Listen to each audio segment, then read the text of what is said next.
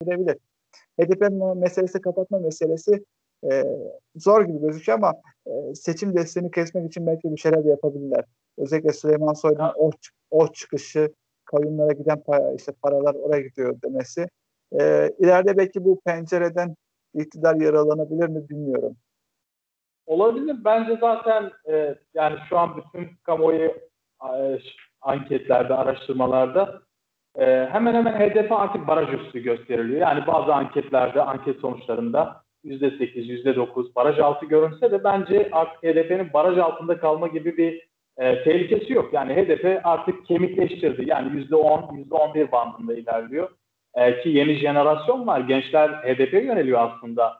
Genç kuşak, özellikle Kürt illerinde ya da büyük şehirlerdeki Kürt gençleri HDP'ye yöneliyor. Hala HDP'nin bir popülaritesi var. Demirtaş'ın bir popülaritesi var.